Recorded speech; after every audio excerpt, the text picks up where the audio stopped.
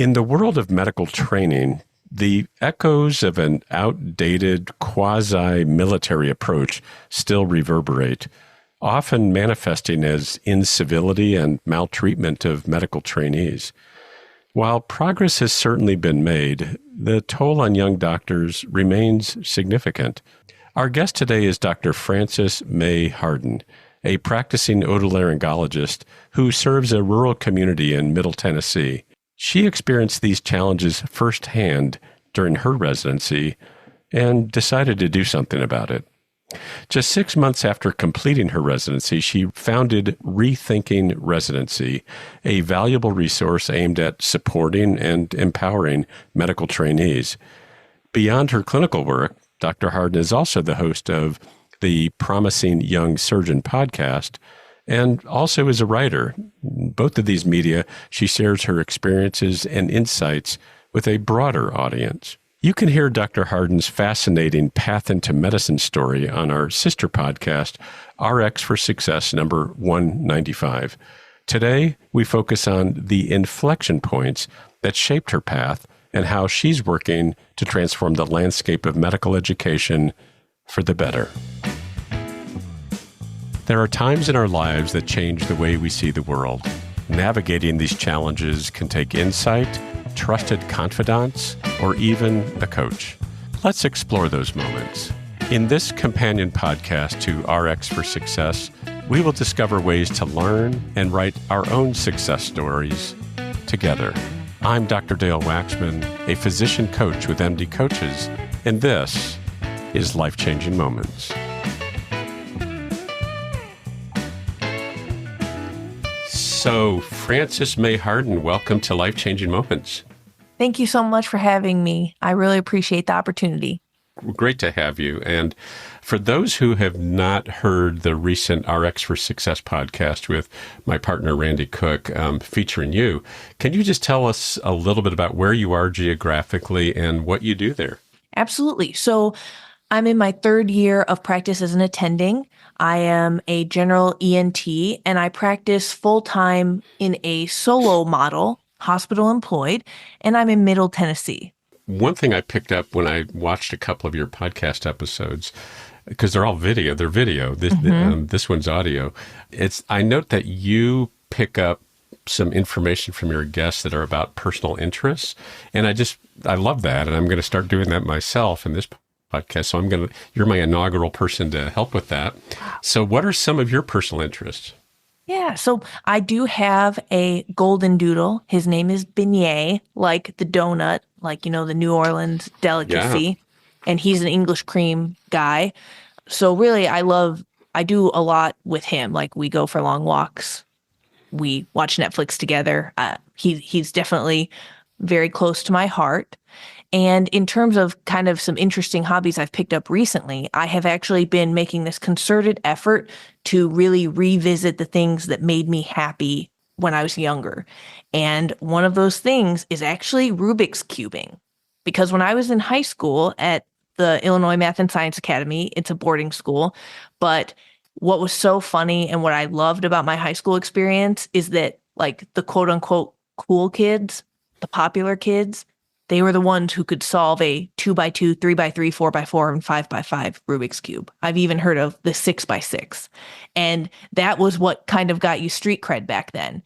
And what's so funny is that, I am not a pro. I would not say that, but I'm not bad. And what I did a few months ago here is I just ordered, a 3x3 Rubik's Cube for $6 on Amazon. I picked it up again really quickly, and I've been able to even PR some of my old times where before I could solve it in probably like a minute 40. Now I can do under a minute 30, especially if I get, by chance, like a pretty good algorithm. So that's just been really fun. And I always love to like keep my hands busy, even if I'm not at work. I do a lot of things like that. That's awesome. Thank you. That may be one of the more unique ways that people spend their time that I'll hear going forward. So thank you for that. Well, let me bring us back to the story that you were telling. And when Randy interviewed you for RX for Success, of course, it was your path into medicine story. And one of the things that he does well is pull out from people some of the unique things about them that are and how they're making contributions to the world.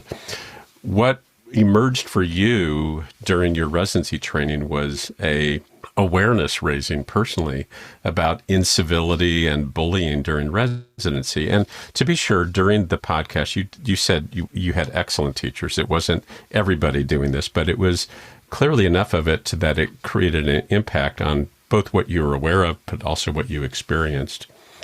So what struck me in your story was that you did then follow that up with creating a lot of content to be helpful to other residents. But what struck me was that it showed up for you about 6 months after residency. And as this podcast is about inflection points, I want to explore that a little bit with you. What was going on with you, for you, 6 months after residency?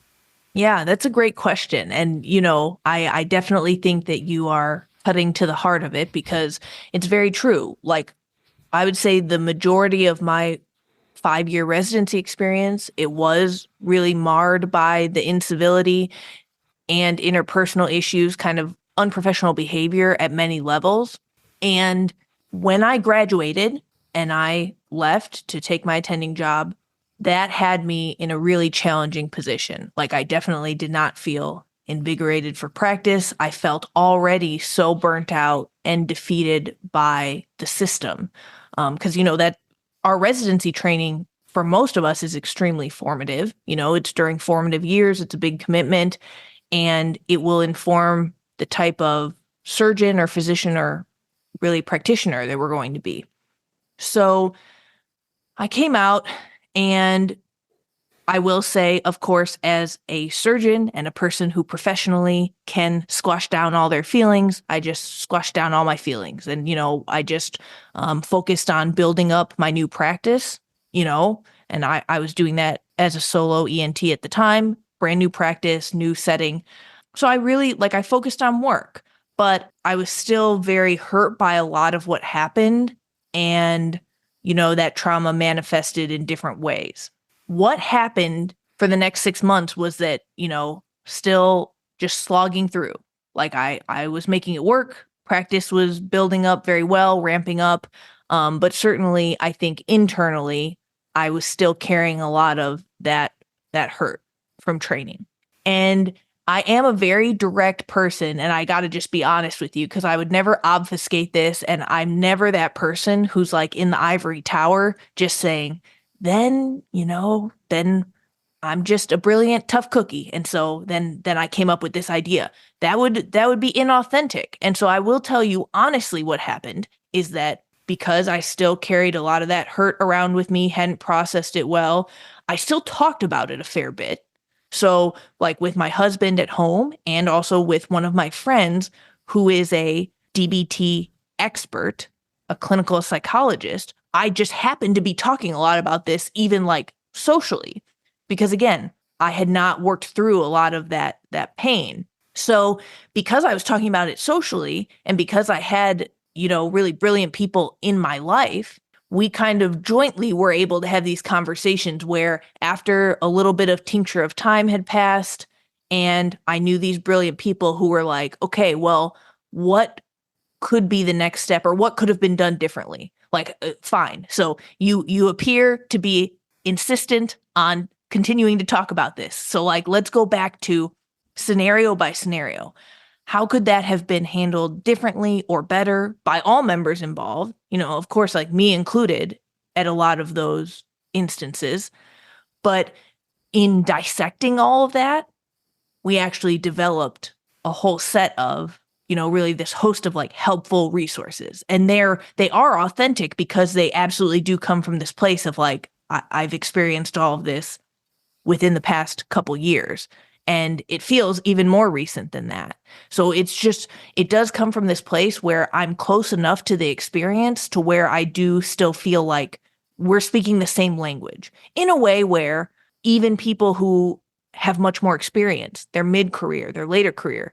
They may not relate as much to like the current next generation of physicians' problems that they're facing. Frances, it sounds like it was something very raw and therapeutic for you to actually be discussing this. And we know from like trauma research that telling the story over and over again is one of the ways to kind of go through that. There's also this jump for you, though. It's from how this is helpful for me to recount this and to think through how might I have done this differently. And then there's this jump to there's something about you that said, I need to share this so that other people don't go through what I went through. Can you say something about that? Yes, absolutely. That part I do think comes from almost maybe a promise that I am honoring to myself, because the reality is that when I was a PGY4 resident about midway through the year at my lowest point in training, I was laying on the floor of the hospital basement bathroom, scrolling on my phone, like resident physician suicide, resident physician depression, leaving residency, switching residency. I was looking up all these different terms. Nothing came up. Like I would do that. I would do that multiple times a week. And back then, really, there were very few hits on Google for this. You would occasionally, I had one blog that I found that was a couple years old that was written by an NHS resident, not even a US-based trainee. And it was very raw and very powerful. And I had that saved in my phone. It was crazy to me at the time. It really struck me like, wow, there's just not much. It makes you feel so lonely, and there weren't many resources out there. So when I did get to a place where I felt like I had something to contribute years later, 6 months after residency and beyond, then I created that website. And my husband is a digital marketing expert. He specializes in SEO. So he was able to make it something where even when that website was only a few months old, it was already ranking top hits on Google for those types of keywords, becoming a mom in residency, things like that. What is a WRVU? So we branched out even from just pure, well-being and professional development. But what's nice is that we were able to create this resource that actually will reach people, because when they're Googling these terms, it's going to come up on first page of Google hits for a lot of relevant types of pieces. And we're able to platform different physicians where instead of having to search out a far away an NHS resident's blog, you can just have this neutral home that publishes a lot of different viewpoints, including phenomenal residency experiences, like what went right, of course, in those cases. And then also really challenging residency experiences, what went wrong. Are you a doctor struggling to provide the best care for your patients while dealing with financial and caregiving matters out of the scope of your practice? Do you find yourself scrambling to keep up with the latest resources and wish there was an easier way? Then this virtual caregiver conference resource will save you time, money, and sanity by giving you all the resources and information your patients need in one place. This conference helps you and your patients enlist the best strategies around healthcare resources and the best financial steps for your patients while navigating caregiving situations. You don't have to go home feeling frustrated and helpless because you couldn't connect your patients with the best services. Find out more at jeanniedoherty.com or click in the link in the show's notes. You don't want to miss this caregiver resource. We'll get back to our interview in just a moment, but first, I'd like to share a message from Navigate. After spending years in the financial sector, Navigate has met lots of clients with all kinds of student loan issues. They were confused, they were overwhelmed by the doublespeak and the overly complex forms, and especially the deliberately misleading statements from loan servicer representatives. Navigate recognized the chaos in the student loan industry and immediately brought clarity and real solutions. If you'd like to flip the script on student debt, visit www.flipthescript.loan/MD-coaches to schedule a call with Navigate. They'll tailor a plan specifically for your unique situation and work with you until the loan is paid off. What do you have to lose besides the stress of student loan debt? Hi, I'm Rhonda Crow, founder and CEO for MD Coaches. Here on RX for Success, we interview a lot of great medical professionals on how they grew their careers, how they overcame challenges, and how they handle day-to-day work. I really hope you're getting a lot of great information. But if you're looking for an answer to a specific problem, management or administration challenge, or if you're feeling just a bit burnt out, like maybe you chose the wrong career, well, then there's a faster way to get the help you need. No, it's not counseling, it's coaching. RX for Success is produced by MD Coaches, a team of physicians who have been where you are. I know you're used to going it alone, but you don't have to. Get the support you need today. Visit us at mymdcoaches.com to schedule your complimentary consultation. Again, that's mymdcoaches.com, because you're not in this alone. We'll get back to our interview in just a moment, but right now I want to tell you a little bit about Physician Outlook. If you haven't discovered this remarkable magazine, please do so very soon. It was created by physicians, for physicians, to showcase the intersection between clinical and non-clinical interests, whether it's writing, painting, cooking, politics, and dozens of other topics. Physician Outlook gives a physician perspective. It's available online and in print. It's really unique among physician lifestyle magazines. And like the Prescription for Success podcast, Physician Outlook amplifies the voice of any physician who has something to say. It also engages patients who still believe in physician-led, team-based care. And Prescription for Success listeners can get 3 months free when you enter our promo code RX for Success and select the monthly option at checkout. That's a really great deal on this stunning publication. For those who have not been to the website, it's pretty remarkable. Again, it's called Rethinking Residency, and there are a ton of resources, not just about the mental health issues. And now you answered another question, by the way, because there's a lot in there about DBT, and for those who don't know what that is, it's dialectical behavior therapy. And there's some it's really broken down well in terms of some practical things you can do without having to see a DBT therapist. But there's a lot in there. There's things about financials. There's things about how to do notes in a way that makes you more efficient. And it's really a remarkable resource. And it's not just the cognitive knowledge resource that we usually hand to other residents as they enter residency. This is really a great resource for the other parts of life to keep yourself well. So it's very, very impressive. So thank you. My hat's off to you for that. And to that end, I'm curious what kind of feedback you are getting from people who are using it.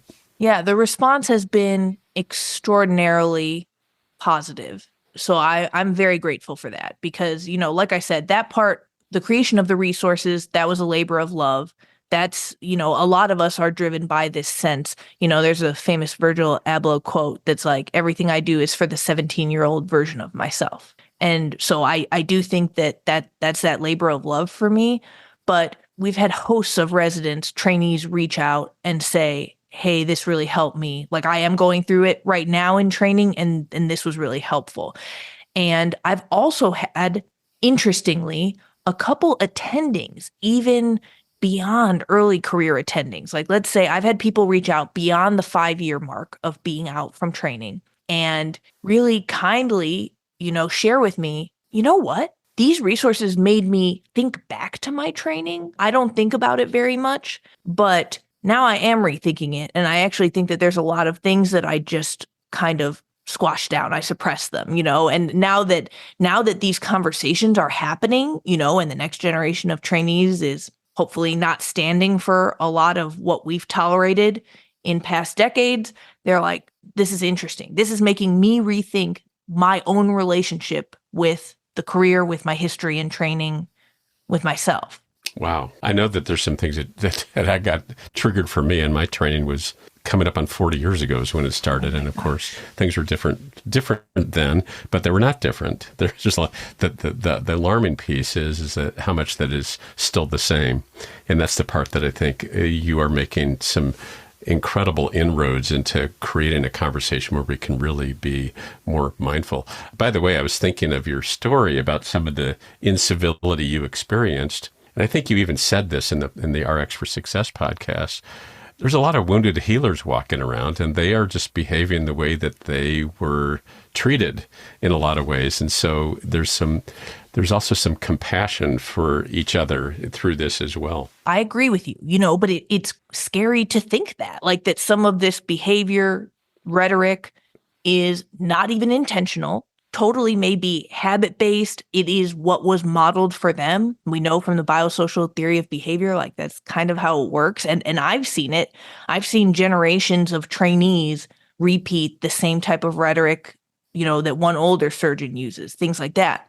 This really stood out to me, but there's this proverb that I loved during training, and it says, "The axe forgets, but the tree remembers."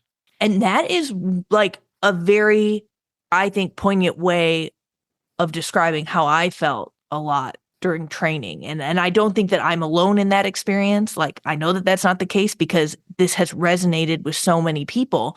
But I agree with you. I mean, we could probably bring on some of those people who very deeply impacted me, and they could be part of this conversation, and they'd be like, honestly, I do not really remember that day. That's crazy if that psychologically damaged you, but kind of a normal day. Yeah, right. And so raising the awareness, I think, so I'm hoping also these attendings who are listening are also going so what am I carrying through, and how am I now behaving, especially those of us in education? What are we doing that may just be habit or just have been modeled for us?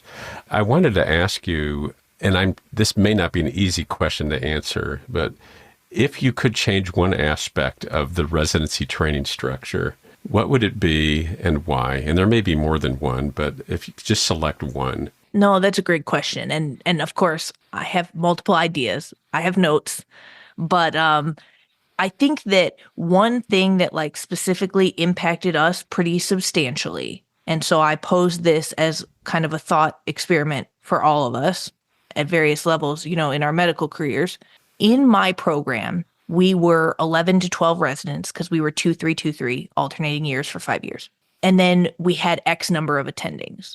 Well, over my 5 years there, several new attendings joined the department, 4 to 5 in that couple year span, because some private practices, and generalists came into the group, things like that. The residency spots did not expand.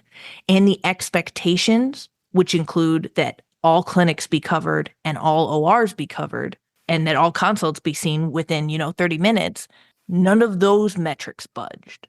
And so residents are where a lot of that extra tension is absorbed. And so I just think that when we do look at this across the board and we look at this structurally, yes, I was in a more rural college town for my training setting, because it may not be that this comes up as much maybe in a bigger city, certainly not in bigger programs. Because I will say that one place where, in now talking to hundreds of physicians across a bunch of models, one place where relatively a little less strain occurs is when you're in a bigger program. There's more give and take. If one person did have to take a sabbatical, they could, for physical or mental health reasons, whatever it may be, family emergencies. But I guess that if I could change one thing, then I would say that it can't just be the residents who are taking the hit for all of that added stress. And an example of that, concretely, thinking back to my training, would just be that, so then some of those expectations need to adjust. Because if the math doesn't work out, there's only so many trainees, we're people too, then when the amount of work has almost doubled, the number of flaps that we're taking back per week is double the number of flaps that it used to be. And people were already, pretty fatigued back then. Now we have double the cases, double the flap checks, things like that, plus all these extra clinics to cover. It's there needs to be more, either a cultural change or perhaps by the rule books, a change for, does every single thing need to be covered? If we can't mathematically preserving the health and wellness and education of residents in doing so, then what are alternate ways to look at that? What a concept. If the demand goes up, do we have the supply to meet it? And how do we make sure that we do and do it in a quality way and not just expect that the current supply can handle that increased demand? Yeah, I think it impairs education, like quality of the educational experience. Sure. Yeah, I know I was in family medicine education my whole career, and I remember as a resident, as well as all the way through my career, that tension between service and education. And this, I complained about it, the residents that I worked with. I don't know, there's always that tension. We don't always know what's the right level of service and education. We don't always know that. So that's great. So thank you for that. And I know that you've also kind of expanded your contributions to the world. And one of the things that you've started is a podcast called Promising Young Surgeon. And I wondered what that's about and how you hope that's impacting listeners. Yeah, well, thank you so much. I mean, it's been a huge blessing this year. The podcast started early 2024. We are currently in season 5 and counting. And it comes out every Tuesday. So it's a consistent, weekly show. And it is really, I think, an expansion of Rethinking Residency in the sense that there are so many things in medicine that are still not openly discussed. They may be considered taboo. There are a lot of even attendings who don't speak out about prior experiences due to fear of retribution or impact on their careers, which I totally get. But I think that the conversations need to happen. We've both already alluded to this today in the sense that I hate that you can relate to some of what modern day current trainees are experiencing, right? And it would break my heart for 20 years from now, trainees to experience anything like what I experienced. So I feel strongly about trying to make a better world for them. And so what's nice is Promising Young Surgeon, we do speak to a lot of physicians, of course, a lot of surgeons, but we also do a lot of cool, interesting things like, for instance, Pilot Pete from The Bachelor. He came on because he is a captain. He's worked for several airlines, and we did a deep dive on aviation versus healthcare industries, how they culturally address error and near misses, because there are actually some pretty big differences in terms of like, how does the system regard that near miss? And like, who's at fault? Is the person who was at the end of the Swiss cheese model at fault, or was it the system itself is at fault when a Swiss cheese, near miss occurs? So a lot of different things like that. And also even just leadership and professional development skills, because from everything that we talked about, there are a lot more requirements on the captain side than there are on, let's say, for comparison, the surgeon side.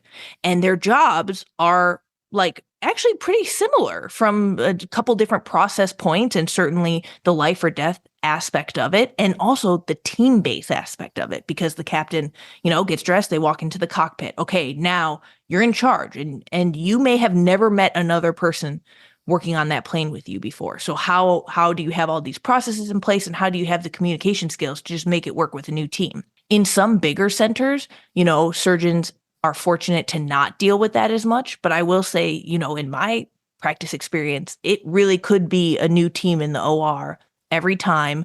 It could be a team that has not done a trach before. So that's on me to have the communication and the leadership acumen to handle that still really smoothly and very safely. But we don't, I do think that these are interesting areas of medicine where all of us could buff up our skills, or we could teach them to younger professionals even earlier on in their careers, because you don't want to be learning this because you're an attending and you find, well, I'm pretty weak in that area. Oh, I'm having some I'm having difficulty asking the team to do what I need them to do. It sounds like being a podcast host is not only contributing to the world and having people hear other voices that they can learn from, but you're learning from that as well. It's a nice benefit.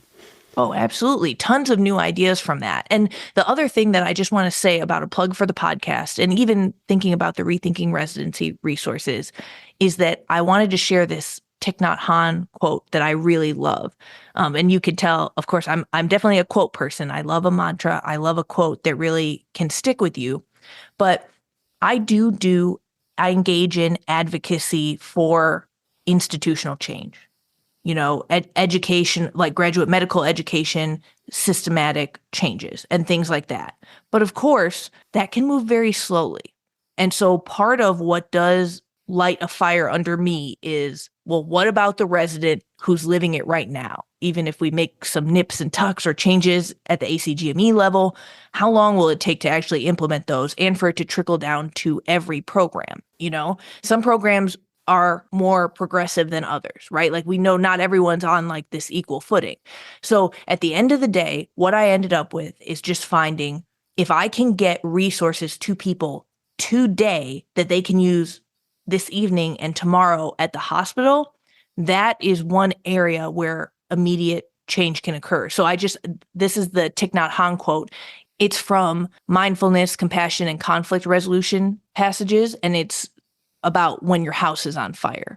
So usually when we are angry with someone, we are more interested in fighting with them than in taking care of our own feelings. It's like someone whose house is on fire running after the person who has set fire to their house instead of going home to put out the flames.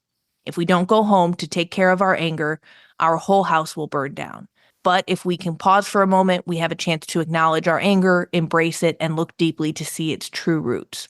If we can take care of our own anger instead of focusing on the other person, we will get immediate relief. And I do speak with, and I've had different levels of medical students, residents, especially surgical residents, reach out for kind of like independent coaching and sessions with me.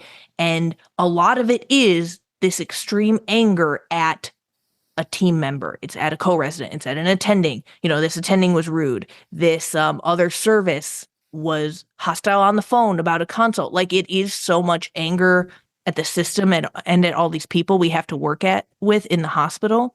And so I really I love this imagery because what my push is to get everyone these resources. Like, I believe you, and I'm not defending bullies in the hospital.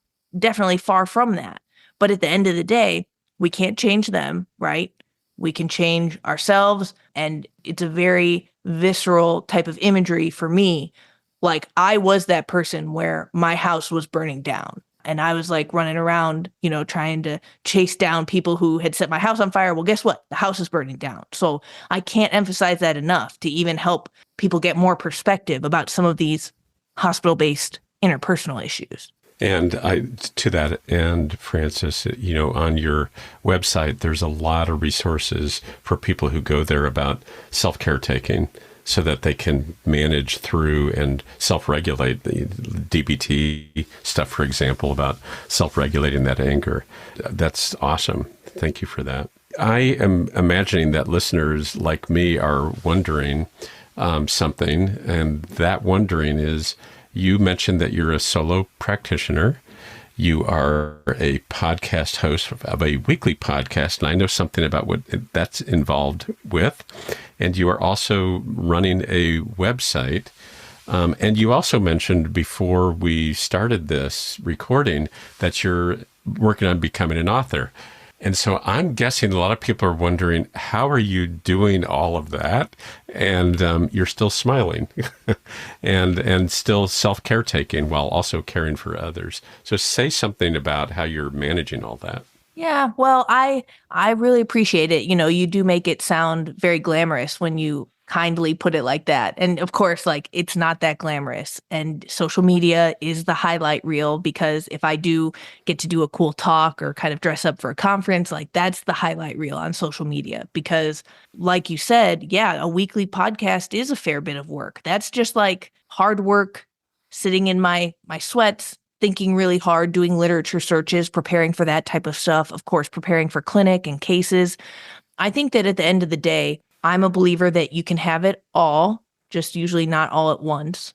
So, of course, there's always a give and take. Like, for instance, my efforts to stay on track with cardio and fitness and things like that, some of those metrics have lapsed more this really busy year during this incredible season. I'm grateful for all the opportunities, but it is a give and take. My husband is extremely supportive, and I couldn't do it without him because he just purely keeps the house running and keeps our animals well taken care of, and keeps me alive as well, because I'm not a chef by any means, or anything like that. So I have that from the clinic standpoint and the ENT team standpoint. I'm very fortunate to work with an incredible group of women.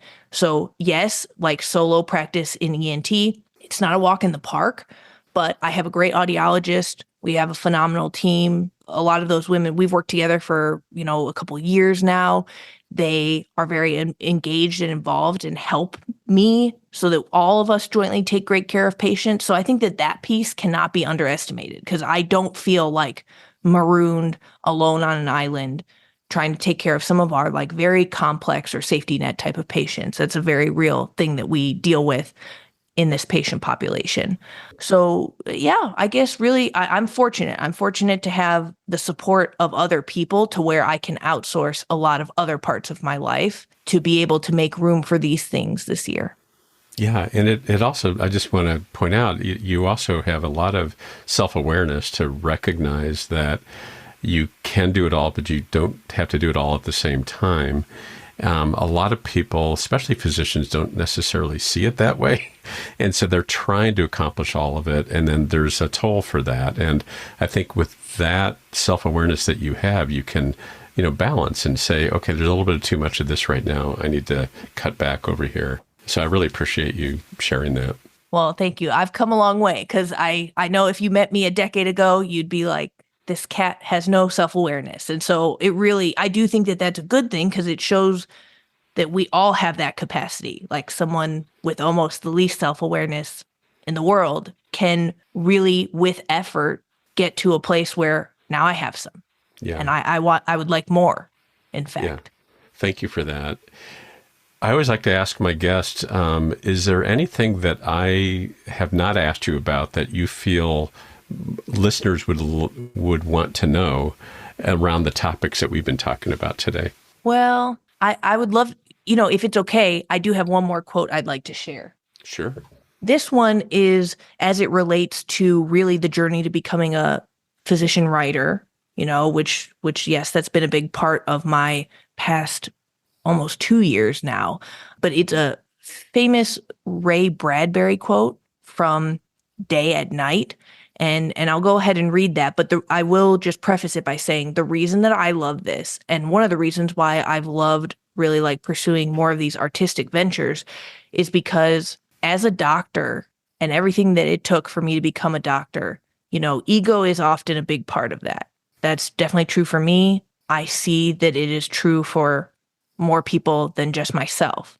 And there's like sometimes a lot of mental gymnastics that come along with that, where we feel like, okay, well, we have to defend, like, okay, well, I didn't get trained at like a top 5 program in the country. So now I feel like a little sensitive about that. And if somebody brings it up, then I feel like I have to defend myself or explain it or X or Y or Z, just different things like that we just pick up over the course of our training. And we are trained that way, because even starting in high school, if you say, oh, I want to be a doctor, people will say, well, what's your SAT score? And like, what are your volunteering skills like? And it just, there is so much competition and ego that is really ingrained in us, for most of us at an early age. Anyway, part of the journey, I think, or at least in my personal experience, has been like the joy of unlearning things like that, all that I had learned along the way. And so this is Ray Bradbury. He says, don't think. You must never think at the typewriter. You must feel. And then your intellect is always buried in that feeling. You do a lot of thinking away from the typewriter. But at the typewriter, you should be living. It should be a living experience. The worst thing you do when you think is lie. You can make up reasons that are not true for the things that you did, and what you're trying to do as a creative person is surprise yourself. Find out who you really are and try not to lie. Try to tell the truth. all the time. And I share that because even in my creative process and now as a writer and re-examining even, let's use the example of residency training, which is like really act 2 of my entire book. So it's pretty big. And I sit down and I write the situation and I say, well, these were my motivations at the time. This is why I did this. Well, guess what? Then in early versions of these drafts, my readers and my focus group, they were like, that's not true.